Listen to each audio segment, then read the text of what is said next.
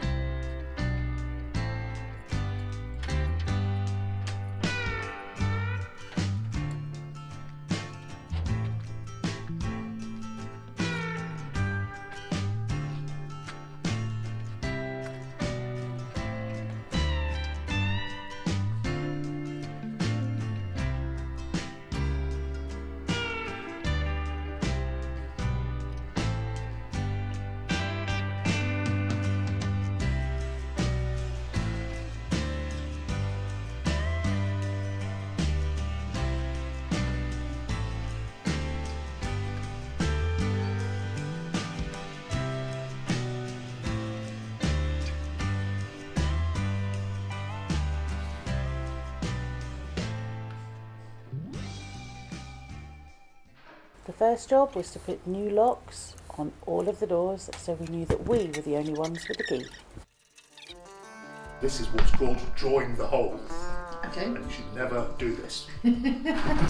Our first day at the house, it would have been much easier if we'd actually had some tools, but we've still got to buy those.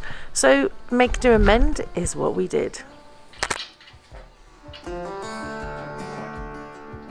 Bottom's okay, top isn't. I'm only doing this because all of my files are 8 kilometres away and I can't be bothered to go and get them right now. Lock number 1 complete. We then moved over to the warehouse stroke man cave. Those 2 locks came with completely different set of challenges.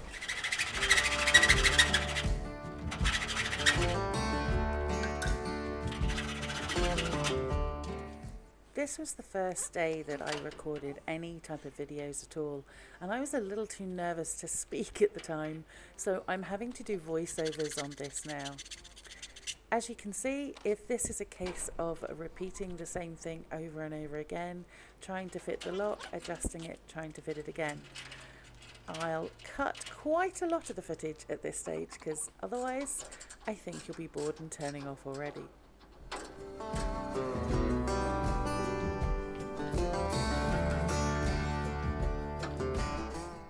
Just to confirm, we didn't just buy any old locks, we did take the old ones out and then go to the local hardware store to buy new, so they should have fitted perfectly. Should have.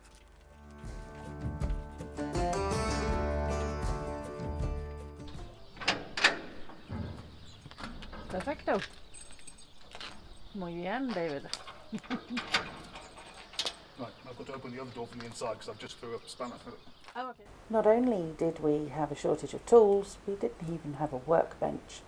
So at this stage we had some seats out of the van and an upside down crate. workbench has been added to our list. And yes, that really is my Dremel that we tried to make use of. It didn't completely work, but we fixed it in the end.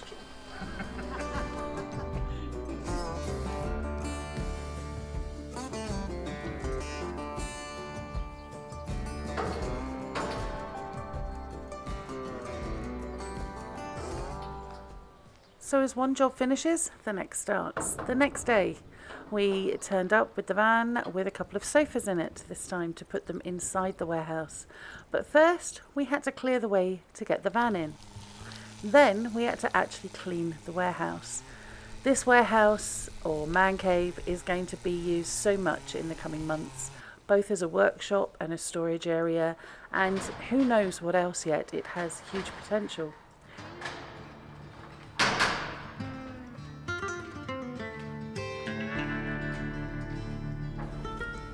In many ways, these first couple of days were more like a comedy of errors than anything else.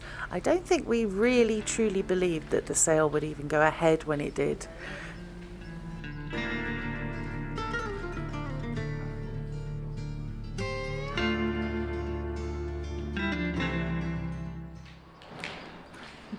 So, we bought 2 brooms from the hardware store.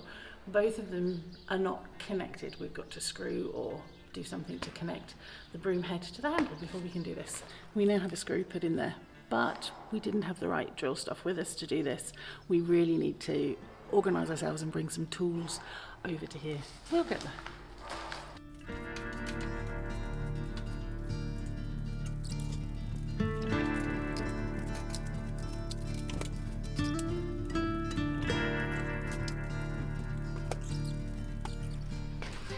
So, I needed the toilet. We haven't used the toilet yet, we've not checked the plumbing yet. Decided to go across and turn the taps on the pipes that are there. There's just a couple of pipes that come through the back of the wall. I'll take a video of that later. And try and use the toilet. We've got a lot of water in the factory now as well. So the water works, and so does the toilet. We've just got to work out which one of those taps is just for the factory. Not turn it on next time we need the loo.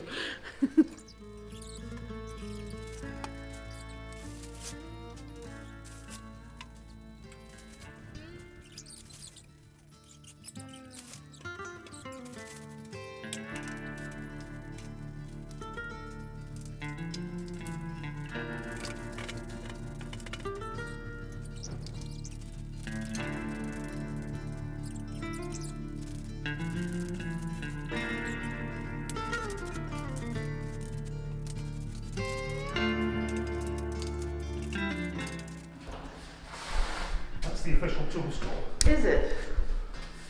I thought that was going to be my store. It's going to be your store where my tools are kept.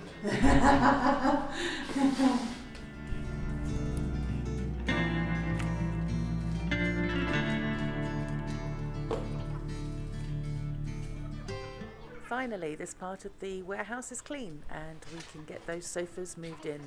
Taking care not to put them right at the back where there are a few small holes in that roof that need to be fixed. These sofas are some furniture we've managed to pick up second hand since we've been here, and finally we've got somewhere to put them.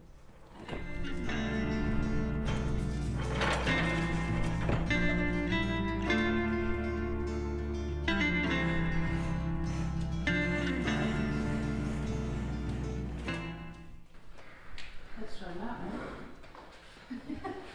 Oh, that's quite comfy. Oh. Yeah, not a bad view either at the back of the van. You get out of breath though. Yeah. Oh, excuse me. By the time we finish this project in however many years' time, we'll be a lot fitter. It was at this stage that I left David to it in the man cave to clear up in there, and I cleared out a bit more of the weeds in that driveway and some of the debris that had been thrown at the side there in the land. I also went across to the main house and took a video that many of you have already seen of the first walk around tour.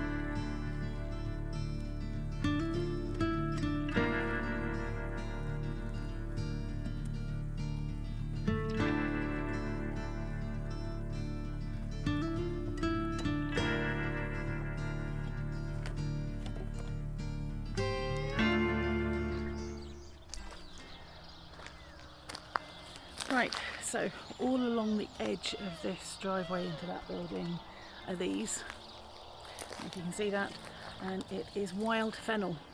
Absolutely amazing. You can see the height that some of it's got to. And next to it there is grass, and that started to encroach on the concrete. So what I've started to do is to clear that back. In here, in this side of the land, there's so much rubble, pieces of concrete, bits of broken tiling, all sorts of things from when this was a factory, and they obviously just scattered stuff across there. So clearing out some of that as well. We will get there, a little bit at a time. I found 4 useful breeze blocks and a big lump of concrete that looks like it was a curbstone at some point, so maybe we'll find a use for that as well. Then the day seemed to be disappearing. The sun was fast falling and we wanted to make some progress at actually getting some things out of the property. It was soon going to be time for David to leave again to go back to work. So at this point we made an effort to get out some of the mattresses and larger pieces that we knew would be collected at the end of the weekend by the local municipality, who have a collection twice a month.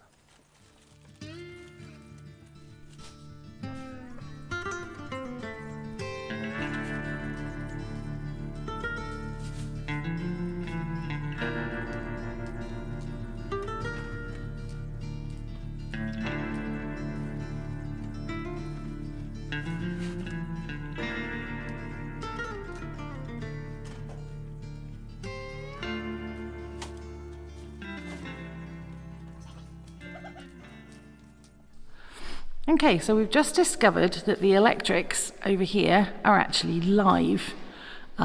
Just as I was coming to the end of the tour then, David called and asked me, with his trusty pen, he discovered that all these wires hanging out of here are live. Not only are they live, that's fantastic. That's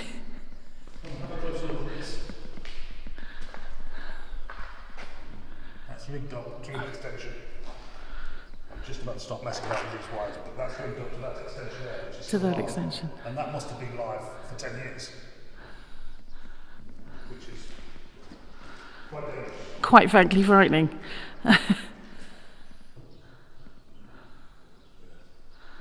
And we don't know where it's coming in from. There's no electrical box, it's all been ripped out. Okay, so it's Monday. We've officially had this house a week tomorrow. And today we're going through the rooms, deciding what things we're going to keep. I'm going to move them across to the warehouse so that this space is emptied and we can start working in here. So when people say they've left everything, they really have left everything, even an umbrella. Right, so we're finding that we're coming across some personal things, photographs, stuff like that. We're going to put them in a small crate, have a good look at them, and maybe pass them on through somebody we know in the village to the original owner of the house. There's stuff we're going to put away that we might be able to upcycle and use later, like all the little chairs.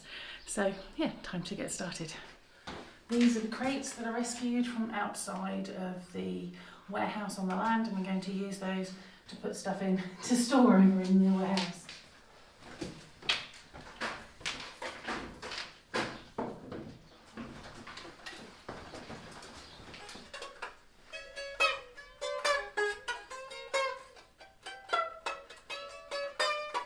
Oh, it's a bit like Deliverance. We're Anyway, delivering ourselves with the stuff that's in the house. yeah, so what we've got here is a bit of a show and tell thing. I don't know what that is. That's like a kiddie's toy, really, but Amanda seemed to like it. The most important thing we've got here is this massive ream of photographs, and these date back to the beginning of the camera, I would reckon. And it's got all photographs of the family, the grandmas, the granddads. It goes way back. It goes way back. It also includes a very rare postcard of El Caudillo, that is General Franco himself. Don't know what it's worth, but there you are. Anyway, these photographs are basically going to be returned via our current landlord, who knew the previous owner of this property. So they're being kept safe. Now we'll start from the back here then. This is some kind of Turkish coffee pot, and we know this because it's written made in Turkey on the bottom. It's a nice bit of sort of ornamental brass. Yeah, Statue of Liberty, every house should have one. This is a bit of religious iconography, and all of this stuff's freaked me out, so Amanda has disposed of all of that, and I've washed my hands of it, and it's just disappeared without me knowing. My favourite thing, I think, is this box. And in this box are some old coins. And some of these old coins here date from the 1800s. I've looked them up online to see if they're worth anything. And there's a couple of them in good nick are worth about €400. But these are not in good nick, so they're worth about €1 each, which is a bit of a shame. But, you know, there you go. Interesting stuff. I'll put them in some Coca-Cola later and clean them up. 1960s torches. Everyone should have those. Yeah, well, I'm not taking them to bits because the batteries are all corroded inside there. An imitation radio. Once again, got the batteries corroded inside it. 35mm manual camera, as it says on there. New. Has it been used? No, of course it hasn't been Have you used. checked? Still in its still in its plastic bag. An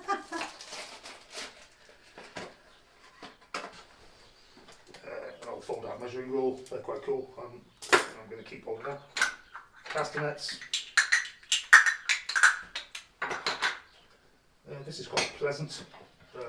It's not top quality, of course, but it's a clock and it's got a hygrometer on it, and as you can see, a thermometer, and that'll be the other thing that I've forgotten the name Barometer. of. A barometer, correctamundo. Yeah.